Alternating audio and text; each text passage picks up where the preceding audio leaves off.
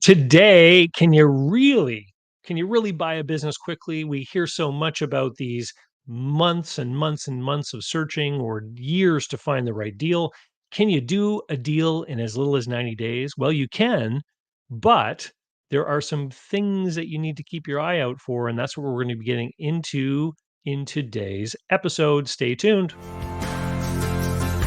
I'm David C. Barnett, and you're tuned in to Small Business and Deal Making, the podcast, YouTube channel, and blog where I talk about buying, selling, financing, and managing small and medium sized businesses while controlling risk.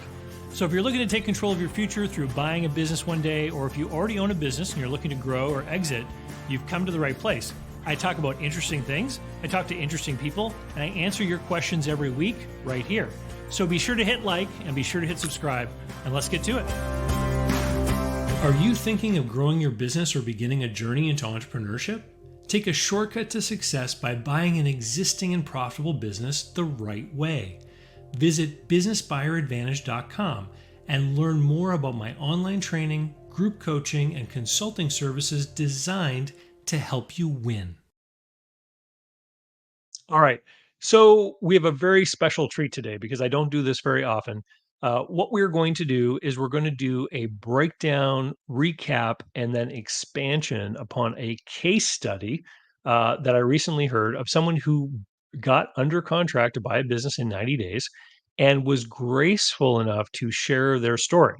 So I go on early morning walks and I listen to podcasts every morning. A couple of weeks ago, I listened to this podcast. It was the Acquiring Minds podcast hosted by Will Smith. It's a fantastic podcast.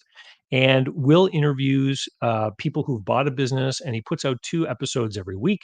And a couple of weeks ago, he interviewed Brittany Orlando, who, along with her husband, bought a garage door service and installation business. And she shared the story of, how she found the business, how she came to discover the idea of buying a business as a way to get into business. She was great in sharing the way she was thinking about the different decisions she made along her pathway. And what is so spectacular about this interview that I really want to highlight is that so often in this online world of social media content, it's very easy for somebody who does a fantastic deal where everything works out well and they're super profitable and they got a great rate of return, all that kind of stuff. If you ask those people to do an interview, they're more than happy to share because doing the interview makes them look really smart. When people make missteps, when they do things that don't quite work out the way that they should, it's easy to feel embarrassed about some of your actions or things that you did, and therefore you're less likely to want to share that. And so there is a survivorship bias that exists within online content. People, listen to a lot of interviews, they hear a lot of stories, and all they're hearing is success, success, success, success. And it creates the impression or expectation that this is an easy thing to do and that, everything can take care of itself and it's all quite simple and straightforward. And the world of business is not like that at all. The small privately controlled companies are the riskiest asset class that exists. Okay. They suffer from liquidity risk. There's all kinds of different things happening in the external market that affects them. And so I want to give a big round of applause to Brittany for sharing the story on this podcast. We're linking to it right here, and I'm putting the link to the video as well in the show notes. I suggest you go over and listen to the full interview. It's a little over an hour long. And while you are there, please hit like, please hit subscribe, and put a comment down below the video and say thank you, Brittany and Will, for bringing the story to the space because it is that important. Okay. So, what I'm going to do is I'm going to recap the quick points of Brittany's story, and then I'm going to get into 6 key takeaways, which are largely new. They're not stuff that was talked about in the interview. But while I was listening to the interview, I was just thinking about all the other people that I've helped or who have reached out to me for guidance or advice after they've been in a situation like Brittany describes, looking for help. And so there's a lot that's going on with Brittany and her husband that was not shared with the interview that I think is quite likely the case in their deal. And if not, I'm bringing some other people's experience into this and kind of showing you some of the things that would have been helpful if they had done a little bit differently in trying to do this deal, so that we can all learn from it and improve our game. And Brittany, if you're watching this video, please stay tuned to the end. I've got a very special thank you just for you, because I truly am grateful that you've shared your story here on the internet. So let's get underway. I've got some notes over here, and so recap of the story. So the title of the video was 1 year into a garage door business with 350,000 of SDE. And so Brittany and her husband were experienced small business owners. They had a real estate management business, and they still have it, which they started from scratch, and they worked at it for over 10 years. Brittany reveals that the first 5 years of the business were just like scraping by, working hard, that sort of startup struggle kind of mode, and she bootstrapped the business. And over the course of time, they got policies, procedures, processes in place. They hired people, middle management. They hired a manager. And at the time that Brittany discovered that you could buy businesses, she was working about 5 hours a week in her business, had lots of time on her hands, right? And so she was listening to a personal finance podcast, and somebody came on the podcast to talk about entrepreneurship through acquisition. And it's somebody that we might refer to as an internet ETA guru, which I'm going to talk a little bit more about as we go through here. So Brittany's listening about personal finance. All of a sudden, she's made aware that there's this silver tsunami of business sellers out there, and there's all this opportunity, and these small businesses are super cheap, and you better get on this game or you're going to miss out, right? And so Brittany runs home to her husband and says, I got it, this is what we're going to do with our time, we're going to buy a business. So Will asks her in the interview, did you think about selling the real estate business to get money to do an acquisition? Her husband wanted to keep the business, the real estate business, because they had it set up so nicely, and enjoy the cash flow, which would help support them in doing the new deal. And I want to just pause here because um, I often run into people who will say, oh, that person should sell that business, or maybe I should sell. Top 5 reasons why people sell a small privately controlled company that is profitable. Okay. Top 5 reasons. Number one, burnout, boredom, and fatigue. So the mental state of mind bucket, right? And then there's divorce, poor health, the need to relocate, and retirement. And so none of those 5 things applied to Brittany and her husband, right? And so when you're sitting in that situation and you've got a good, profitable cash flowing business that's taking 5 hours a week of your time, why would you want to give it up? Right. So this is, if you're going to buy a business, you need to look for someone that has motivation. And if the business is working well and is profitable, it is very, very, very valuable. In my opinion, it's worth more to its owners than it is to buyers, because owners understand it intimately. Buyers are always discounting it to some degree because of the risks of the unknowns, right? And this is why businesses trade for low multiples, and then things can change in a heartbeat in a small business. So he wants to keep it, which makes perfect sense. Okay. We're going to revisit some of these points as we get into the 6 takeaways. So we'll ask at this point, why did you not decide to simply grow the business you had? Okay. And then Brittany responds with, we would have to get back in and do a lot of work we didn't want to do. Right. She'd have to roll up her sleeves again and get back into the business in order to grow it. And she didn't want to do that. So after hearing the guru on the podcast, she discovers Biz Buy Sell, and she heard the podcast in November, and they were under contract to buy the business in January. So this is where she found the business and got under contract in 90 days, very quick, right? So it's doable. You can buy a business quickly. She loved the business, and it was a garage door installation and service business because it had low inventory.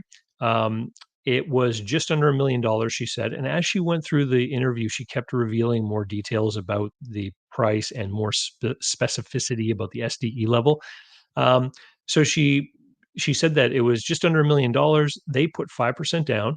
The seller put in a 5% standby position, which means that he has to wait until all the other debts are paid before he gets that last 5%. So kind of like the seller leaving equity behind from the lender's point of view. They did an SBA loan for 50%. of the deal and the seller note for 40%. So I want to highlight here, I hear from a lot of people who talk to bankers about SBA deals, and the banker tries to corral you into doing like an 80 or 90% SBA loan. And when people learn from me, I teach them you need a meaningful or material amount of seller financing. And these bankers all want to do the biggest note possible. And that's because bankers hit their targets by making loans. Okay. So Brittany did a deal where she only borrowed half the money under an SBA loan. You can too if you want to. Right. But I think there's another reason why the bank only did a 50% loan. And again, we don't know the whole story. The business had about 2 million in revenue, she revealed, and it worked out to about 3 times SDE is what she paid.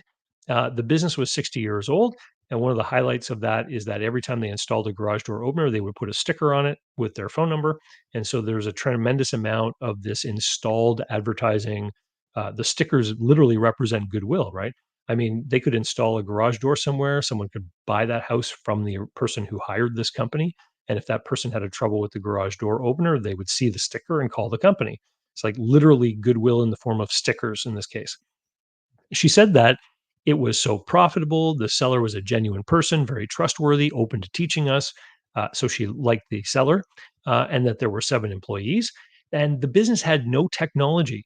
Everything was like paper based. So she thought it was an opportunity. They had no subscription or recurring revenue models.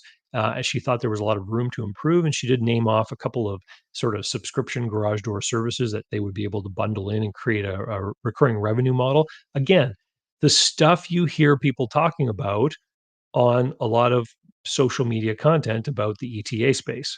You know, oh, we're going to buy this business, we're going to change it in this way, we're going to put this tech in, we're going to put this new software in, it's going to make us so much more profitable, etc. And this was some of what Brittany believed that she was going to be able to implement here. We find out that it's the install versus service was about a 60-40 split. Around minute 39, she starts talking about the transition into the business. She says that the transition was rough. There were business culture issues. Um, and then she was struck with the operating capital reality of the business. This is a big change, right? Because in property management, you typically are charging a percentage of the rents you collect, and the property manager collects the rents and then takes their money out of that and gives the rest to the owner after other expenses have been covered. So in property management, you collect at the beginning of the month and you get your cut at the beginning of the month, and then you spend the money on your own expenses, and cash flow is never an issue. In this business, it very much is. And it was one of the places that Brittany and her husband, were probably unaware of how things may have worked. Um, she says around the 44-minute mark that they underestimated the need for operating capital, and they never took an income from the business, and the trucks and gear and tools had a deferred investment problem. Like there were things that should have been replaced that were not. Then she gets into talking about truck breakdowns, the need to repair trucks, generally the deferred maintenance of everything in the business. She mentions that the owner fixed the trucks himself because he had an engineering background. Around minute 48, she talks about the seasonality. She learned about shoulder season while she was operating the business. So from November to May, there's a downturn in the number of service calls for this business because of the relationship probably between construction, right, where homes are being finished, and moving in general. People buying and selling houses. There's more in the summer than the winter. Around minute 50, she realized how inventory, working capital, and capex was totally different from property management, as I mentioned. Around minute 55, they mention that in addition to buying the business, they ended up putting another $30,000 in cash into their new operating company. And her and her husband were working in this business without taking a salary, which means her investment was actually even greater, right? Because now we're talking about the $1 million to purchase the business, another 30,000, so 1,030,000, and then her and her husband's time, which I don't know, take a stab in the dark. Let's say that together they're worth, I don't know, 100 grand each, another 200 grand. So they put another 230 grand in. of investment between sweat equity and cash on top of the $1 million. So, um, then the conversation gets into, Brittany does say that towards the end, she's starting to share lessons that she learned in the acquisition. She talks about the restraints from capital expenditures, that she should have learned more about it before she bought. In minute 58, she talks about how she's in step one of a multi-year process, and talking about how she's working really hard again to build up this business and this enterprise that they've invested in, and that she has no regrets on doing the deal. And around minute 59, Will asks her, "What would you have done differently?" And then she and Will start talking about the need for money. So they talk about maybe having a capital partner or some kind of strategic partner who could bring more money into the business. They talk about, maybe she should have bought a bigger business. Now she says she's open to private capital to fix up some of the problems in the business and to be able to bring money in to grow. So, thank you again. Let's dig into the big takeaways, and there are 6 of them. Okay. So, as well, we've improved our production quality. So, I've got some like, listen, you don't have to imagine the numbers anymore. We managed to dig through my Facebook and Twitter feed and dig out some photos that we can put up here. So, number one, um, not understanding the industry. So, in this interview, around minute 14, Will asks her if someone wants to get into property management, is it a good business? And she says, if you're going to get into property management, hire a consultant or someone who's been in the business before. It's a really hard business. It's much harder than anyone thinks. And unfortunately, she didn't do this herself, right? Um, so understanding the business is an important thing, and I talk about this all the time. Um, what at around minute 17:30, Will asked her why this business was the one that she chose, and she said that she felt that it was an analogous to her real estate management firm, but was it really? Um, yeah, some of her experience obviously is portable to the new business, but this business, as we mentioned earlier, has capex requirements, operating capital requirements. If you sell to other businesses, you're going to be delayed in payments with accounts receivable, stuff like that. You've got the seasonality, all this sort of thing. Um,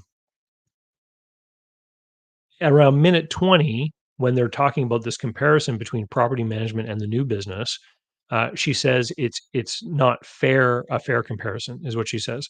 And she says, I'm now learning about cost of goods sold, et cetera. Right. So she's having to learn about margins on labor and margins on equipment, stuff that probably just doesn't really play into the real estate management space a lot. Around minute 39, she talks about how the transition was tough, about the business culture issues and stuff like that. So that's number one, not being fluent or experienced in the industry. Industry experience is vital, and this is why lenders look for industry experience. And you can like twist a square peg into a round hole. You can look for 101 different ways why your experience is somehow applicable to the business you want to buy to get the banker to check the box. But are you doing yourself a disservice when you do that? As I've said many times, you know, if you really are keen on a certain industry and you want to do an acquisition in that industry, go work in the business. Go work in that industry. You'll get paid to learn about the industry. Okay. So that was number 1. Number 2. So, item number 2, no physical due diligence. Everyone who thinks about due diligence wants to get their CPA, they want to crawl through boxes of invoices, they want to look at the QuickBooks files, they want to do all sorts of analysis on the financial stuff. There was no physical due diligence done here. What do I mean by physical due diligence? Go look at the machines, take the trucks to a mechanic, etc. Get a mechanic's report. So we mentioned in the interview, she told us that she underestimated the need for operating capital. The trucks, gear, tools had deferred investment. The trucks broke down, they needed to be fixed up. He fixed the trucks himself. So I had a client recently buy a landscaping company, and there were a bunch of trucks, trailers, little mini backhoes, that kind of thing. So part of the due diligence was he hired a mechanic to go to the site on a Saturday morning and physically inspect all of those pieces of equipment and give a written report on the status and condition of each piece of equipment. And some of the questions that he wanted the mechanic to fill out were, what do you think a reasonable monthly budget would be to take into account all the annual maintenance that would be required on this piece of equipment? Right? Why is that important? Well, if the mechanic tells you to set aside $500 a month to take care of that, 1996 pickup truck, maybe it makes sense to go lease a new one, right? And avoid the maintenance costs and get higher reliability. And so this was clearly not done because otherwise they would have understood the issues with the trucks.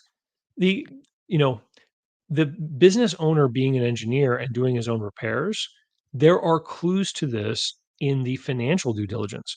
So, for example, when you go through expenses and you're looking at how much money is being spent on repair and maintenance for vehicles, and then you actually get down to looking at invoices and receipts, which you should when you're getting into due diligence, what they would have found is a bunch of invoices and receipts from car parts stores instead of from auto repair businesses. That's an indicator that there's a problem. So, how do you deal with the physical due diligence? Like, what should the negotiation have been here? It should have been, hey, the state of your equipment is in really poor shape. We need to make an adjustment. There's two different ways you can do it. You can either look at what a reasonable capital expenditure would be to get the fleet of equipment up to spec. So, for example, they might have said, we need to invest 50 grand here in trucks and equipment. That so we want to negotiate $50,000 less on the price. That's one way to do it. The other way to do it is to say what is to do a normalizing adjustment, which is probably the way I would have done it, where you say, hey, we as the buyer are not auto mechanics. We can't do this work. We would have to hire a mechanic to do this work. What would we have spent over the last several years in auto repair expenses if we had been hiring mechanics to do these repairs? And what that would have done is it would have reduced the SDE. And so when you multiply that reduced SDE, you would have ended up with a lower multiple or lower resulting number, for example, which likely would have reduced the price by 50 grand, right? It's two different modes of thinking that are going to lead you to the same place. So, no physical due diligence was big takeaway number two. Big takeaway number three. So, no cash flow forecast. What does that mean? Well, realizing, the inventory, the working capital was totally different from property management and how she learned about the shoulder season. When she said she learned about the shoulder season in November when the phone stopped ringing, I immediately knew that they had not done a monthly cash flow forecast for this business. Because if they had prepared a monthly cash flow forecast for the business, they would have asked the seller for P&Ls by month so that they would be able to properly plot out their cash flow over the next few years, which, this brings me, to question their lender, right? Because most of the time when I've been involved in deals, lenders want a cash flow forecast, usually by month, looking forward to show that the business can debt service. So this means one of two things happened. Either Brittany and her husband did not create a cash flow forecast, or they did it based on years. So they might have done a 3 or 4 year cash flow forecast, just like looking at each year in isolation, or they did, sort of business school 101 stuff, and they took the annual performance and just divide by 12 and showed an even Steven performing business over the course of the 12 months, and which they may have done because of their experience in real estate management. A lender looking at these things, what is the lender doing? Are they just saying, yep, cash flow forecast, let's check the box? This is one of the problems with things like SBA programs, any kind of government program, because the government program may require a cash flow forecast. So the banker asks for one, and then the borrower provides it, and the banker checks the box. We have this cash flow forecast. We're good for our guarantee. The government now is on the hook for guaranteeing the loan. So if it goes bad, the bank doesn't have to worry about a huge loss because most of their risk is covered by the loan guarantee, right? But let me ask you this. If there was no loan guarantee, if the bank was doing this on their own with their own capital, do you think they would scrutinize that a little more closely? The other thing is that many banks just originate loans and sell them off into a secondary market. They don't really care what the future prospects are. If you were dealing with a banker whose bank was making the loan with their own money and whose bank was holding the note to maturity, would they have accepted that cash flow forecast? Or would they have scrutinized it tremendously and said, hey, wait a minute, do you really install and service as many garage doors in January as you do in June? Right. So there was no proper cash flow forecast done. And if there had been, they would have caught this much earlier. And Brittany even said in the interview that they grew the staff because they were getting so busy. And then all of a sudden November hit and they had to lay people off. Like, to me, there's no reason why this should have been a surprise. So this is a big takeaway here. When you do a business acquisition, you want to do a cash flow forecast, and it has to be a realistic cash flow forecast based on information available to you, which means you're going to be looking at the seller's monthly performance. In some industries, you might analyze weekly performance even. I know people in the restaurant industry who do their cash flow and cash planning all by week, right? Because things like holidays can really affect the activity going on in the restaurant. So that was number 3, no cash flow forecast. Takeaway number 4, okay? Takeaway number 4, uh, expectations of what it should be like after closing. What? What am I talking about? Well, right at the very beginning, she talks about how for the first 5 years of her real estate management business, they were just scraping by, working hard, bootstrapping the success of this business. Okay. So in Brittany's mind, small business is work. It's for agile, scrappy, clever, smart people. And it is, right? Back at the 58-minute mark, in when she's talking about the recap of her adventure doing this, she talks about how she's in step 1 of a multi-year process. Again, she's looking at working hard to grow this thing. At 1 hour and 2 minutes, she talks even more about expecting to have to be scrappy based on their startup experience. Now, for students of mine who have taken my Business Buyer Advantage online training program, there is a section in there about expectations and seller mindset. And in there, I talk about how many sellers will overprice their business and they will, when you point out to them that there's insufficient cash flow for the buyer to service the debt and take salary, the sellers will say, I had to work for years in this business with no pay. The next person should too, because the seller, in all likelihood, started the business. Most businesses are sold by the person who started them. And so Brittany came into this with that expectation. Is it the correct expectation for somebody who buys a business? I would argue it is not. Not at all. You see, people who start businesses are entrepreneurs. They have a vision, desire of what they want to build, and they go about creating that vision. They go about doing the work to establish the business, to get the clients, to create the systems, the processes, do the advertising, all that kind of stuff. And they work, work, work to make it happen. Someone who buys a business must have entrepreneurial aspects to them because businesses are always evolving, changing, and ideally you want to grow the business so it becomes a better deal for you. But at their heart, business buyers are investors. Investors approach deals very differently, right? When you meet with a financial planner to talk about your future, you're thinking, what money do I put in and what do I get out of it? And that's the way you have to approach buying a business. For those of you who've been tuning in over the summer to my holiday chat calls that I recorded last year, there was an episode where I had somebody who wanted to remain anonymous. We called him Business Buyer 007, who called in from Texas. I just got this email from him the other day where he's describing the experience he went through buying a business. Let me read it to you. Hi, David. Hope you're doing well. I meant to send this note earlier. I was in last year's holiday chat number 11. We're going to put a link in here so you can check this one out, where I referred to him as Business Buyer 007.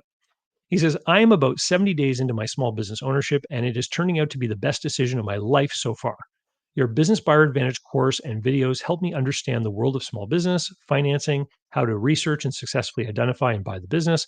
I can't thank you enough for doing what you do. Your content motivated me to create a very robust model of what I wanted to buy. And when I found the business, it checked all the boxes. I went all out and was lucky to close the deal despite many hiccups in the due diligence process. My transition has gone so super smooth, almost like a dream. I am not sure if I just got incredibly lucky or it is outcome of robust planning and execution of the last 8 to 12 months. I would argue he's gone into this prepared. Anyways, I'm already thinking about our next acquisition for my wife to run and plan to do that over the next 8 to 10 months. I wanted to share with you that the most incredible part of this journey, I remember that we had a deep discussion on BATNA during our holiday chat. Again, check out the interview. I was making approximately 300 grand. And while I have taken a little bit of a hit on my income, the best part of this decision is that every morning I wake up with a lot of energy, motivation, and positivity. And in the evenings, he's teaching pre-cal to his high schooler. He's got all kinds of free time. He's, in a nutshell, this is turning out to be a truly life-changing event for me and my family. Thank you again for your incredible channel. In the world where we see so many internet gurus trying to teach people how to buy business without spending any money, it is refreshing to see your rich, practical content. Thank you very much. So that's what it looks like when you make a reasonable investment and you get a rate of return commensurate with the risk of what you're doing in small business acquisition, right? You're not putting money in to then suffer the hardships of startups, right? If you want to suffer the hardships of startups, start a business. You're literally paying the seller money for goodwill in the business to avoid the hardships of doing a startup. And so this is number 4. My big takeaway is that Brittany went into this with the wrong mindset. She went into it believing it was going to mirror her experience with starting the business that she got into when she started her real estate management business. And that is entirely not what it should be like. You should be making an investment which provides you immediately with a cash flow so that you can spend your time running the business and take a salary out of it. And there should be sufficient cash flow to warrant the investment, meaning that you can service the debt and take care of all of the cash needs of the business, which brings us into number 5. Okay. So, number 5, the price paid. So, you know, there is a question here because at around minute 25, she mentions a piece of land, and we never go down that rabbit hole. So I'm not sure what the piece of land is, how it impacts this deal, etc. So all I can operate on is what we've heard about the price of the business and the cash flow stuff that was revealed. So to recap, she said it was a low inventory business with just under $1 million purchase price. I'm going to assume 1 million for round numbers. 5% down, 5% seller standby, 50% seller, 50% SBA note, and a 40% seller note, which means 90% of it was financed. We don't know the terms or the details.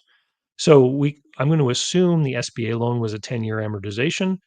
The seller note was likely shorter than that. We don't know. But I'm going to do some numbers here, and we're just going to assume that it's 90% financed over the 10 years. So she said that there were 2 million in revenue, and the SDE was about 350, and her purchase price was about 3 times SDE, so about $1 million bucks. So if I assume $900,000 of financing at 9.5% interest over 10 years, which 9.5% today, she would have bought it a few months ago. Maybe she paid a little bit more, but it's variable. Well, the SBA part would be variable. That would give a monthly payment of $11,645 a month, or roughly $140,000 a year. which is about 40% of the SDE. Okay. Now, in all likelihood, the seller note's at a lower interest rate, but the seller note is probably on a shorter amortization. So each of those factors would move the payment in a different way. So we're gonna operate with this $140,000 of debt service per year. So what is the fair market value of the owner? So if we say that the fair market value of the owner was about $100,000 a year for running this business, that's their fair salary if a stranger were to do the job. That means the normalized EBITDA of the business is about 250,000. So SDE is seller's discretionary earnings is the amount of money available to an owner operator that works full time in the business. And from the SDE, you have to accomplish the following: you have to service debt, pay taxes, pay any capex, get a return on your cash down payment, and take home a pay. Right. And if we remove the take home a pay part, then we're left with EBITDA, earnings before interest, taxes, depreciation, and amortization, from which you have to service debt, pay taxes, do capital expenditures. Okay. So that's 250 grand. So if we look at the debt service of 140 as a function of EBITDA, it means that the debt service coverage ratio here is 1.78 to 1, meaning the business earns $1.78 of EBITDA for every $1 committed to debt service. Now, there are SBA lenders out there who will go as low as 1.25. Some of them like to stick around 1.5. I've interviewed people here on my channel that have talked about where they'll go in their lending. People who have done Business Buyer Advantage, my online training program, will know I don't like to see anything with one at the beginning. Like, I want to see lots more cash as a function of EBITDA versus debt service because businesses are so darn risky, right? So at minute 59 in the interview, Will asks Brittany, "What would you have done differently?" And she starts talking about the need for more capital, having an operating partner, et cetera, et cetera. So I have met dozens of people who have done this deal in other places, right? But this exact deal where they've paid three times SDE and usually around 2 to 4 years after they do the deal is when they finally realize they overpaid for the business. Like, I shouldn't laugh. It's a mistake that people make because of a lack of experience and not having the right expectations, right? As well, when you go online, there's all kinds of people talking about how businesses should sell for 3 times cash flow. 3 times cash flow is a rule of thumb for EBITDA valuation, not SDE. I want that to sink in. And this is so this particular acquisition is a classic case of taking an EBITDA multiplier and applying it to seller's discretionary earnings. Whenever people say that guy sold his business, he got 4 times, he got 5 times, the question that you follow up with is always 4 times, 5 times what? Exactly.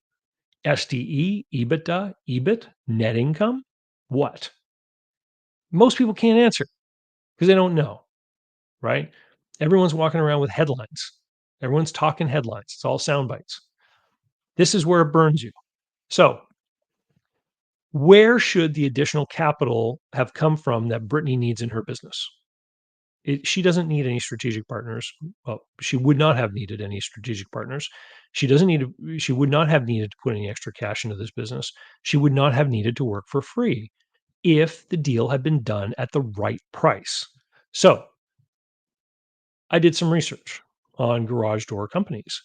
So in one of the databases or references that I look in called the Business Reference Guide, for businesses that do between 1 and 5 million in sales, it says that they should sell for about 2.16 times SDE as an average from some of the data that they have.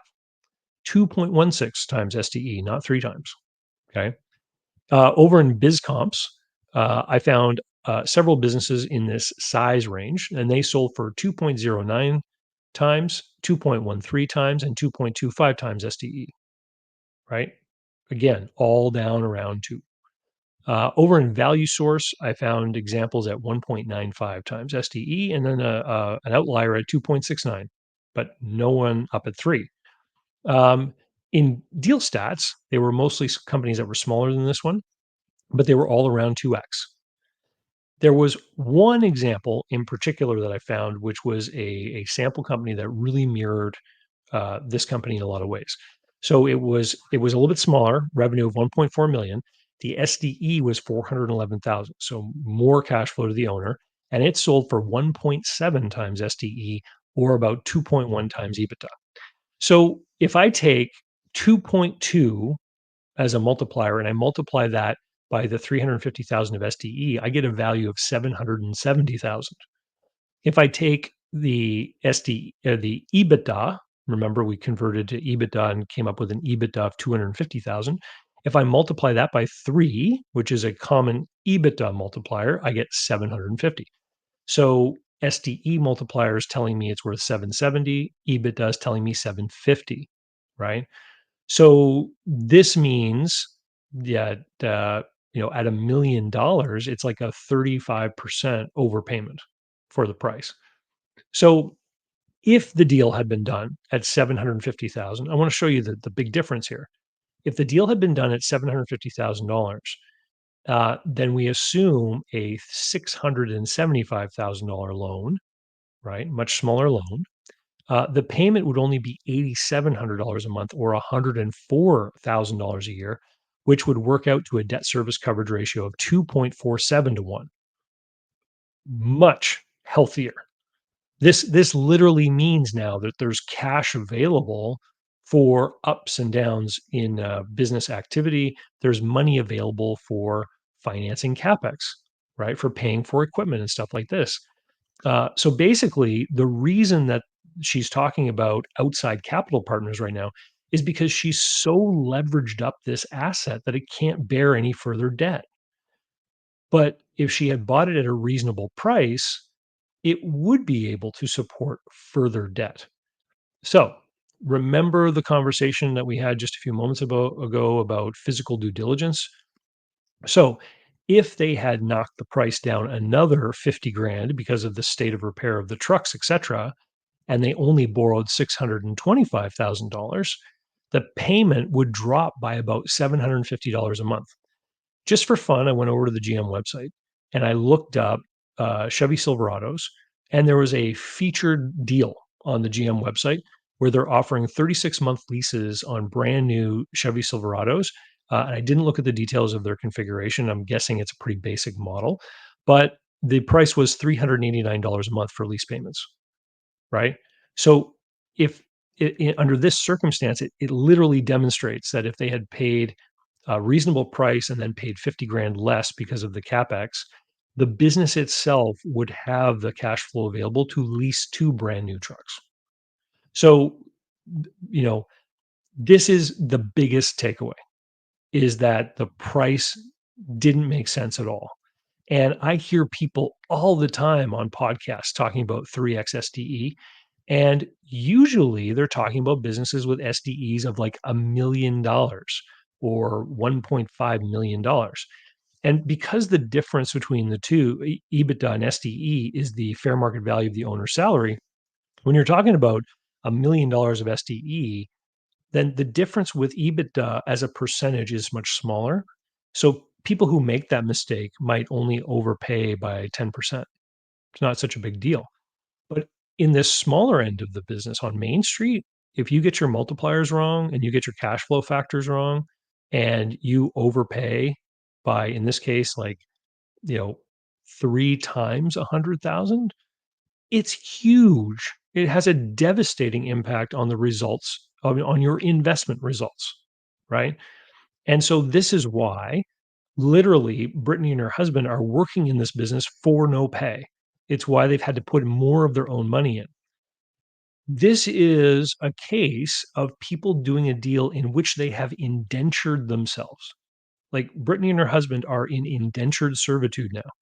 They are working for free because of the money they paid to the seller. Like, you know, Irish people trying to evade the potato famine who were literally starving to death, signed away 3 or 4 years of their life to work on farms in the New World, literally as almost like slaves.